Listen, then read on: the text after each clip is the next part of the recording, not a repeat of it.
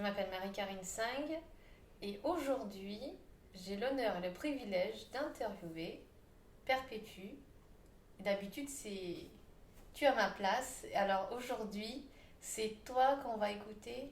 Donc c'est un honneur d'écouter ton témoignage aujourd'hui et j'ai hâte. Voilà. Est-ce que tu peux te présenter s'il te plaît? Oui, donc bonjour, je m'appelle Perpétue et aujourd'hui j'ai à cœur de témoigner de la grandeur de Dieu et de ce qu'il a fait il y a quelques années dans ma vie. Donc tout a commencé suite à un enseignement du pasteur qui disait, pour résumer, il disait trouvez quelqu'un et faites-lui du bien. Que les gens ont besoin autour de nous, qu'on s'occupe d'eux. Et donc, j'ai pris ça à cœur et en rentrant de l'église, j'ai prié. J'ai dit, Seigneur, est-ce que c'est à l'église que je vais trouver la personne à qui je vais faire du bien ou c'est dans ma famille ou c'est... Mais j'aimerais que tu me montres cette personne-là. Et ça n'a pas tardé. Le lendemain matin, sur mon trajet de la maison au travail, donc je suis descendue à la station Palais Royal et en sortant du métro, ce jour-là, la veille, il avait neigé, il faisait froid.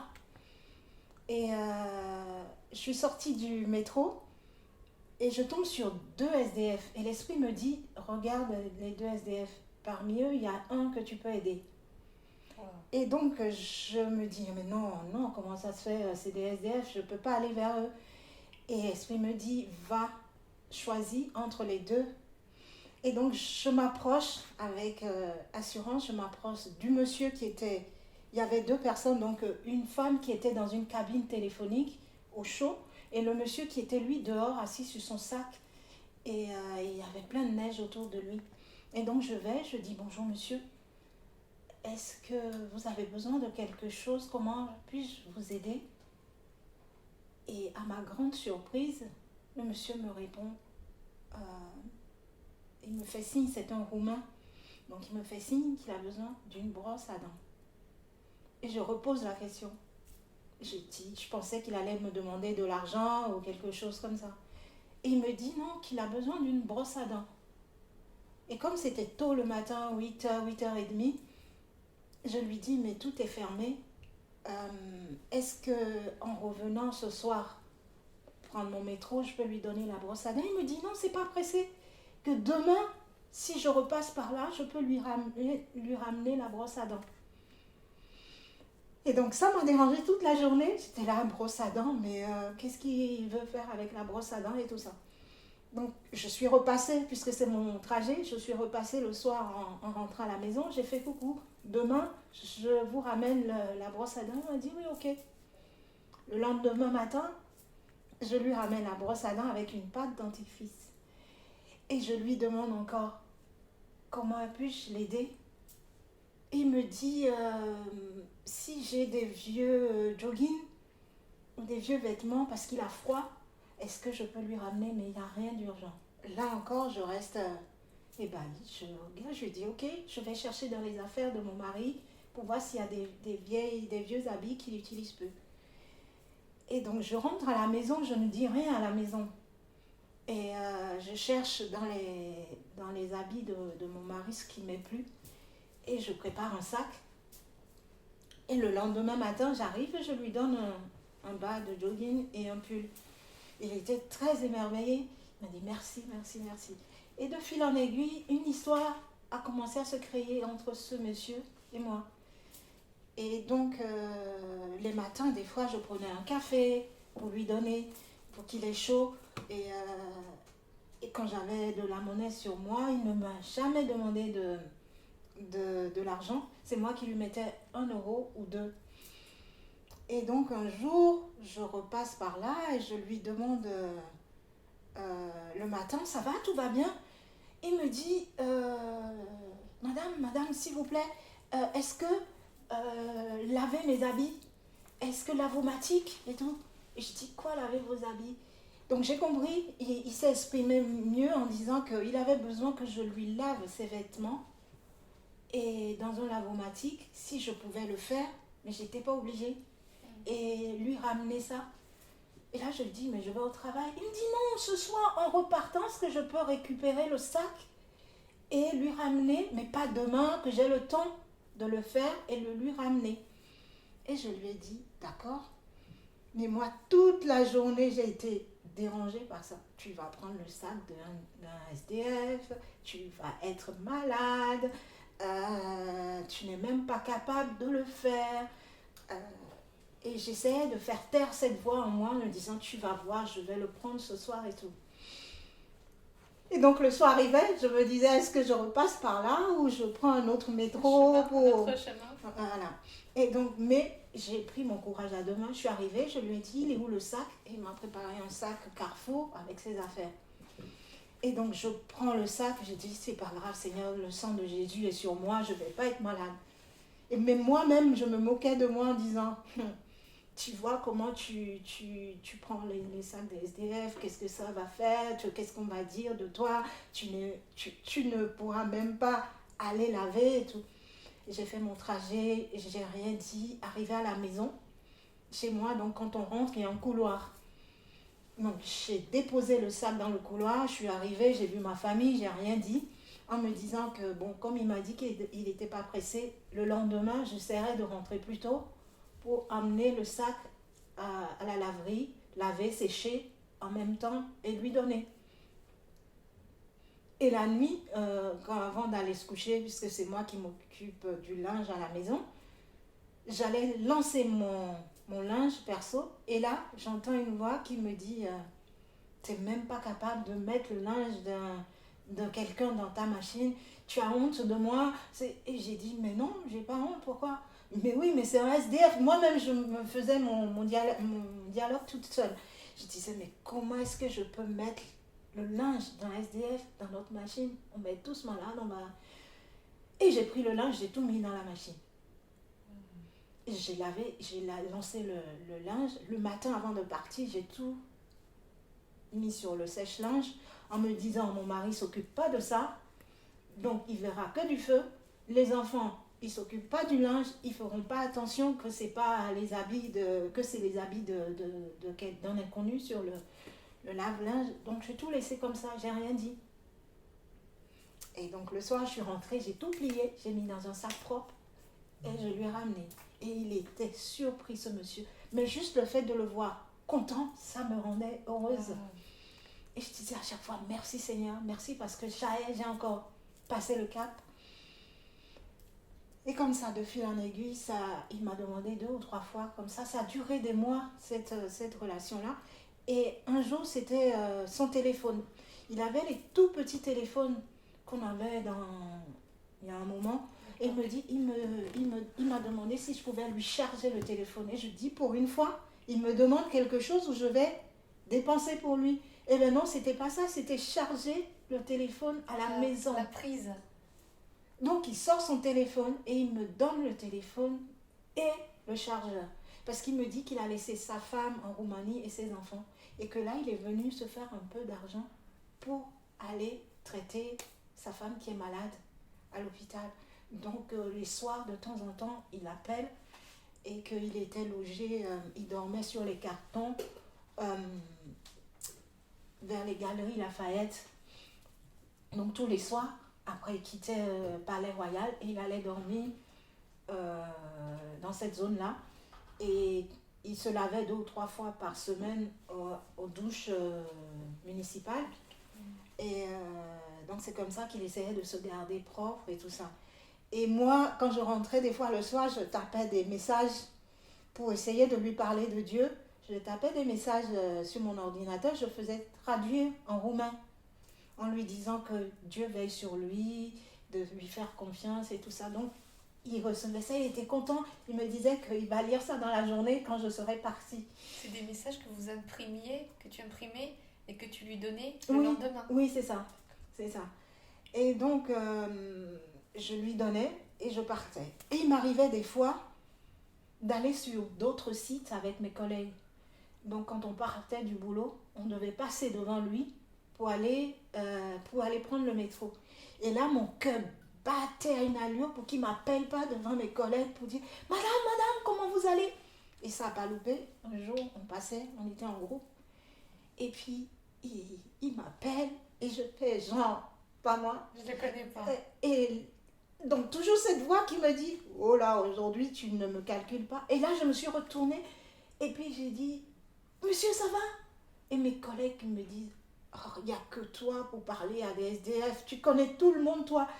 Comment ça se fait que tu connais le monsieur ?» Je dis « Mais si au moins vous aussi, vous vous arrêtez de temps en temps et vous avez une attention pour ces gens, il n'y en aura pas autant. » Ouais, mais bon, avec toi, ton cœur de vouloir faire du bien tout le temps. Donc là encore, je suis passée au travers du filet en me disant, bon, ils savent rien, c'est l'histoire entre ce monsieur et moi. Et au fur et à mesure, ça a pris 6 mois ou 9 mois comme ça. Ah, quand même. Ah oui, et monsieur me dit, écoute, je dois rentrer chez moi. J'arrive un matin, il me dit, demain, je vais prendre le bus et rentrer chez moi parce que ma femme est malade et il faut que je rentre. Et je dis, ah, d'accord. Donc, est-ce que je te verrai demain matin? Il me dit, non, c'est pas sûr. Et donc, je lui dis, attends, j'avais pas de la monnaie sur moi. Je dis, attends, je vais retirer des sous et je lui donne un billet de 20 euros en lui disant de prendre soin de lui, de prendre soin de sa famille. Il a vu le billet, il était tellement surpris qu'il s'est levé, il m'a dit merci. Je dis que c'était rien du tout et qu'il fallait qu'il rentre maintenant et s'occuper de sa femme. Et donc, bon retour chez vous, occupez-vous de votre femme, est-ce que vous allez revenir? Il me dit que c'est pas sûr comme il n'a pas les papiers et qu'on ne le laisse pas passer facilement la douane. Et donc, j'ai dit au revoir, on s'est quitté. J'avais un pincement au cœur parce que mon but était un jour de l'emmener à l'église. Comme je sais qu'il y avait des Roumains à l'église. Et donc j'ai dit, Seigneur, ok, si ma mission s'arrête là, j'ai fait de mon mieux. Et je suis rentrée à la maison. Donc le lendemain matin, je reprends mon chemin. Et qui je vois, je sors du métro. Et comme par hasard ce jour-là, il y avait du monde autour de moi. Et le feu, puisqu'il est assis à un feu, le feu était rouge. Et qui je vois, ce monsieur qui crie, Madame, Madame, Madame, et qui m'attendait. Et donc je regarde autour de moi, il y avait du monde. Donc les matins, comme ça, tout le monde est bien sapé pour aller au travail. Et donc, je m'arrête et je dis, vous êtes encore là? Il me dit oui. Il se met à genoux et tout le monde me regardait. Il se met à genoux, il prend ma main, comme ça, dans ta main. Et puis il fait un bisou sur ma main, il dit merci, merci, merci pour tout. Je dis levez-vous, non, faut vous lever parce que oui, c'était très gênant, tout le monde me regardait. Je dis j'ai rien fait, il me dit non, qu'il m'attendait pour me dire au revoir encore une fois avant d'aller prendre son bus parce que son bus était à 11h, donc il a le temps d'aller prendre son bus. Et donc j'avais les larmes aux yeux, mais je me suis retenue, donc tout le monde me regardait, je dis levez-vous, c'est bon, ça va aller. Maintenant, rentrez chez vous. Allez-y, rentrez chez vous. Et donc, comme Satan ne me le paie pas, il m'a dit, ben voilà, là aujourd'hui, tu as tenu la main, tu as tout. J'ai dit non. J'étais surtout très touchée par ce qu'il avait fait. Et donc, arrivé au boulot, je suis allée me laver les mains, j'ai remercié le Seigneur pour ça. Et jusque-là, je n'ai rien dit à ma famille. Et c'est quelques temps après que je suis tombée sur un verset qui me disait « Mais quand ta main droite donne quelque chose à un pauvre, ta main gauche elle-même ne doit pas le savoir. Ainsi, il faut que ce don reste secret. Et Dieu ton Père qui voit ce que tu fais en secret te récompensera. » C'est Matthieu 6, versets 3 à 4. Je suis tombée sur ça, j'ai dit waouh. Alors que j'avais déjà lu ce verset plusieurs fois. Je dis waouh Seigneur. Donc, est-ce que c'est le moment maintenant que j'en parle à ma famille? Parce qu'il faut qu'ils sachent ce qui s'est passé. C'était combien de temps? Je dirais 2-3 mois après ça. Et donc, je sentais que c'était le moment maintenant d'en parler à la famille. Et comme tous les soirs, on mange tous les soirs ensemble, tous les 4. On mangeait tous les 4 ensemble. On était à table et après la prière, je leur ai dit, écoutez, je vais vous raconter quelque chose. Et, et donc, ne le prenez pas mal et tout. J'essayais encore d'apaiser les cœurs, d'arrondir les angles et tout ça. Et j'ai commencé à raconter l'histoire. Et j'ai vu que tout le monde commençait à pleurer à la maison. Et mon mari, qui avait les yeux tout rouges, tu as fait ça? J'ai dit oui, j'ai pas voulu vous dire parce que vous allez me dire, SDF, tu ramènes les habits à la maison. Mais comment tu as pu faire ça? J'ai dit, mais j'ai obéi juste à une parole que j'ai reçue à l'église où le pasteur disait, trouvez quelqu'un et faites-lui du bien. Et donc, c'est sur cette personne que je suis tombée. Et aujourd'hui, je suis fière de l'avoir fait et d'aller jusqu'au bout parce que j'ai quand même eu des challenges. Oui. Mais dans toute cette histoire, c'est pour dire que même le pauvre, c'est un être humain. On peut avoir ce qu'on a aujourd'hui. On ne sait pas d'où lui il est devenu pauvre. Donc c'est que si Dieu nous met à cœur d'aider quelqu'un, il faut le faire. Il ne faut pas regarder à notre situation parce que ça peut basculer d'un moment à un autre. Et quand nous on peut aider les autres. Et donc ils m'ont regardé, Alexandre était là, m'a dit, tu as fait ça maman? J'ai dit oui, j'ai fait ça. T'as pris son sac dans le métro? Oui, j'ai fait ça. Waouh, comment tu as fait? Tu nous as rien dit? J'ai dit non, tu sais, il y a des choses quand on fait, on n'a pas besoin de le dire à tout le monde. Mais je savais, c'était pas un mensonge, c'était pas j'ai été infidèle, mais c'est quelque chose que j'allais vous dire plus tard. Mais j'ai gardé ça et voilà, c'est sorti au bon moment. Et donc tout ça pour dire que quand Dieu nous met une parole à cœur, il ne lance pas les choses comme ça. Et Jésus même nous a dit que si on aide un pauvre, c'est lui qu'on aide. Après coup, je me dis, mais est-ce que Jésus, c'était toi qui étais là? Est-ce que j'ai fait bien ma mission jusqu'au bout? Mais pour résumer, je voulais aussi lire un autre verset qui dit, si ton frère, donc c'est Lévitique 25, verset 35, qui dit, si ton frère devient pauvre et que sa main fléchisse près de toi, tu le soutiendras. Tu feras de même pour celui qui est étranger et qui demeure dans le pays afin qu'il vive avec toi. Et c'est après coup que je suis tombée sur ces versets qui m'ont tellement touchée. Je veux dire aujourd'hui à ceux qui écoutent ce message, il y a pas... Jésus nous a demandé d'avoir un cœur d'enfant. Les enfants, ils ne font pas la différence entre qui a les moyens et qui n'a pas les moyens. Soyons tous comme des enfants. Aidons-nous les uns les autres. Quand quelqu'un est dans le besoin, aidons-le. Et c'est comme ça qu'on peut grandir et respecter son prochain. Aimer son prochain, c'est le commandement que Dieu nous a donné. Aimez-vous les uns les autres. Donc que notre prochain soit SDF, qu'il soit président de la République, qu'il ait un logement, qu'il n'en ait pas. Nous devons l'aimer. Peu importe le statut, ce que les gens pensent. Il y a aussi, c'est un acte d'obéissance aussi. Parce que la parole, c'est aussi l'écouter, mais la mettre en pratique, c'est ça qui est le plus difficile. C'est le plus difficile, oui. Du coup, vous avez eu des épreuves, tu as eu des épreuves, tu as eu des combats, des challenges. Oui, et avec Dieu, j'ai pu remonter, j'ai pu relever ces challenges. Donc voilà, quand on fait confiance à Dieu, on gagne toujours. Voilà, merci. Merci pour ton témoignage. Merci de m'avoir soutenue dans ce témoignage. Parce que c'est pas évident d'être à cette place. C'est pas évident de témoigner de ce qu'on a vécu. Mais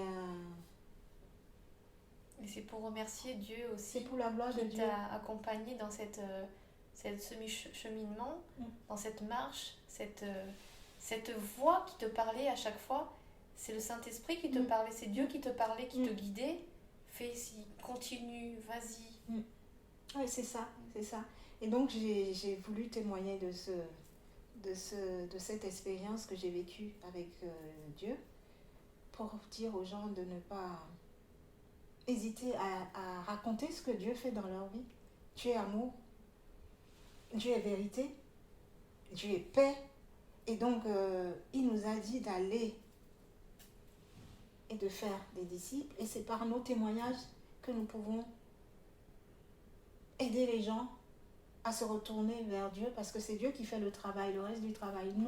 Nous avons juste qu'à raconter, qu'à élever Dieu Gloire à Dieu. pour sa gloire. Merci Perpétue pour ce beau témoignage. Merci.